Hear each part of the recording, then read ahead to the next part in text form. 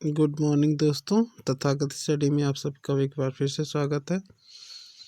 आज मैं आपके यूपीपी और आरओ संबंधित कुछ प्रश्नों की हिंदी की सीरीज लेके आया हूं, जिसमें अनेक शब्दों के लिए एक शब्दों के 100 प्रश्नों को समाहित किया गया है एक ही वीडियो में। और वो भी वैसे प्रश्न हैं जो परीक्षा में आए हुए, प्रीवियस ईयर परीक्षाओं में कई बार आए हुए हैं। तो आप इसको एक बार ज़रूर देखें। ज़्यादा समय न लेते हुए मैं सीधे प्रश्नों पे चलता हूँ। तो पहला है, जो तौला जा सके उसे कहते हैं प्रमेय। दूसरा, जो युद्ध में स्थिर रहता है उसे युधिष्ठिर कहते हैं। तीसरा, वह कवि जो तत्काल कविता करे आशु कवि कहलाता है। जो किसी विषय का ज्ञाता हो उसे विशेषज्ञ कहते हैं। सब कुछ जानने वाले को सर्वज्ञ कहते हैं। बिना पलक झपकाए को निर्निमेष कहते हैं। उत्तराधिकार में प्राप्त संपत्ति रिक्त कहलाती है। जिसकी आशा न की गई हो अप्रत्याशित कहलाता है। जो ईश्वर में विश्वास रखता हो उसे आस्तिक कहते हैं। कम बोलने वाले को मितभाषी कहते हैं। परंपरा से चली आ रही बात के लिए अनुश्रुति शब्द का प्रयोग किया जाता है। जिसके पास कुछ ना हो उसे अकिंचन कहते हैं। पसीने से उत्पन्न होने वाले को स्वेदज कहते हैं। जिसका विवाह ना हुआ हो उसे अपरिणीत कहते हैं। जिसका कोई शत्रु नहीं जन्मा उसे अजात शत्रु कहते हैं। जिसकी गर्दन सुंदर हो उसे सुग्रीव कहते हैं। जो स्त्री अभिनय करे उसे अभिनेत्री कहते हैं। जो व्याकरण जानता हो उसे व्याकरण कहते हैं। किसी पर विजय प्राप्त करने की इच्छा रखने वाला जिगुस्सु कहलाता है। राज्य द्वारा निकाला गया आधिकारिक आदेश को अध्यादेश कहते हैं। वह स्त्री जिसका पति प्रदेश गया उसे प्रेषित पतिका कहते हैं। पैर से सर तक आपाद मस्तक कहलाता है। जो स्त्री सूर्य भी ना देख सके उसे असूर्यम पश्चा कहते हैं। कुछ खास शर्तों पर किसी कार्य को करने का समझौता जो होता है वो संविदा कहलाता है।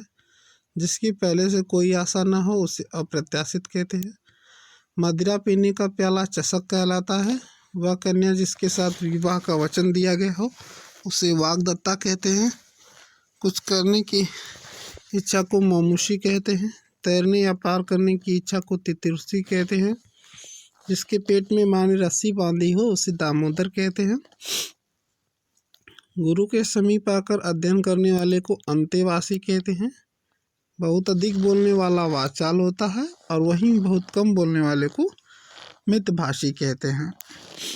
तिलक लगाने के लिए जिस अन्न का प्रयोग किया जाता है उसे अक्षत कहते हैं। जिसका जन्म छोटी जात में हुआ हो उसे अंत्यज कहते हैं। जिसके सिर पर चंद्र हो उसे चंद्रशेखर। खास सामग्री जो यात्रा के समय रास्ते में उपयोग के लिए दी जाती है उसे पाथेय कहते हैं। मोक्ष की इच्छा रखने वाला मुमुक्षु कहलाता है। जिसका जन्म कन्या के गर्भ से हुआ उसे कानिन कहते हैं।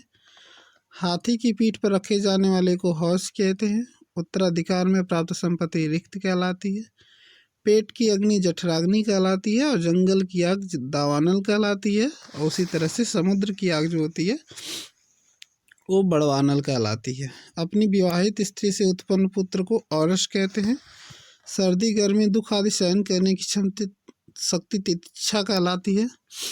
एक जगह से दूसरी जगह ना ले जाया जा सके उसे अस्थावर कहते हैं। जो पृथ्वी से संबंधित है उसे पार्थिव कहते हैं। जो पहले था पर अब नहीं है उसे भूतपूर्व कहते हैं। जो किए गए उपकार को मानता है उसे कृतज्ञ कहते हैं। जो किए गए उपकार को नहीं मानता उसे कृतज्ञ कहते हैं। जिसका अनुभव इंद्रियों से ना हो सके उसे अतीन्द्रिय कहते हैं। प्रिय वचन बोलने वाली स्त्री को प्रियवदा कहते हैं। जो अपने कर्तव्य का निश्चय ना कर सके उसके लिए एक शब्द है किंग कर्तव्य विमूढ़। वीर पुत्र को जन्म देने वाली स्त्री वीर प्रसूता कहलाती है। इस संसार से संबंधित अगर कोई है तो उसे ऐहिक कहते हैं। आदि से अंत के लिए आदोपांत कहते हैं। देखिए, बहुत बच्चे गलत करते हैं कि आदि से अंत के लिए अनंत मार देते हैं, लेकिन आदि से अंत के लिए आदोपांत होता है। जो हमेशा रहे उसे शाश्वत कहते हैं। जो सब कुछ जानता हो सर्वज्ञ कहते हैं। जिसे किसी बात का ना पता उसे अनभिज्ञ कहते हैं। 700 पदों की पुस्तक सतसई है, आपको पता है, बिहारी जी द्वारा लिखी गई है, बिहारी सतसई। शिव की उपासना करने वाले को शव कहते हैं। विष्णु की उपासना करने वालों को वैष्णव कहते हैं। जो आमस मांस नहीं खाता उसे निरामिष कहते हैं। आपको पता होगा सरस्वती की उपासना करने वाले को सारस्वत कहते हैं। जो विधियों कानून के विरुद्ध हो उसे अवैध कहते हैं। जिसके समान दूसरा कोई ना हो उसे अनुपम कहते हैं। अच्छे कुल में जन्म लेने वाले को कुलीन कहते हैं। संध्या और रात्रि के बीच समय को गोधूली प्रदोष कहते हैं। वह पदार्थ जो देवी देवताओं और भगवान को स्नान हेतु बनाया जाता है उसे पंचामृत कहते हैं। हाथी की तरह चलने वाली स्त्री को गजगामिनी कहते हैं। पति के द्वारा छोड़ दी गई स्त्री को परित्यक्ता कहते हैं। समान रूप से ठंड और गम को समशीतोष्ण कहते हैं। जिस समय बड़ी मुश्किल से भिक्षा मिलती है उसे दुर्भिक्ष कहते हैं। क्षण भर में नष्ट हो जाने वाले को क्षणभंगुर कहते हैं। जो शब्दों द्वारा व्यक्त न किया जा सके उसे निःशब्द कहते हैं। मध्य रात्रि का समय को निशीत कहते हैं। जो शोक करने योग्य न हो उसे अशोक्य कहते हैं। युद्ध की प्रबल इच्छा रखने वाले को युयुत्सु कहते हैं। हिरण के समान नेत्र वाले को मृगलोचन कहते हैं। आकाश को चूमने वाले के लिए गगनचुंबी। जो धरती फोड़ के जन्म ले उसे उद्भिज कहते हैं।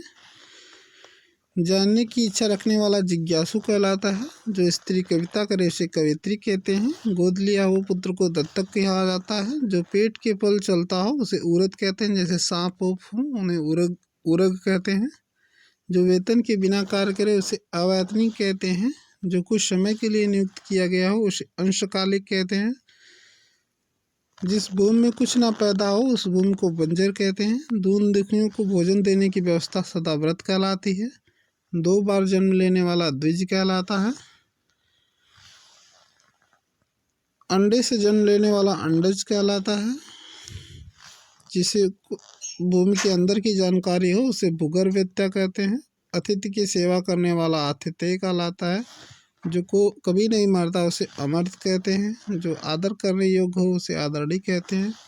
जिसके समान कोई दूसरा ना हो उसे अद्वितीय कहते हैं। वह स्थान जहाँ पृथ्वी और आकाश मिले दिखाई पड़े उस स्थान को क्षितिज कहते हैं। जिसे कठिनाई से प्राप्त किया जा सके उसे दुष्प्राप्य कहते हैं। अमूल्य घटाने का कार्य, जो किसी वस्तु का मूल्य घटा दिया जाता है उसे अवमूल्यन कहते हैं। इसी तरह के प्रश्नों के लिए हमारे चैनल को लाइक, शेयर और सब्सक्राइब करें।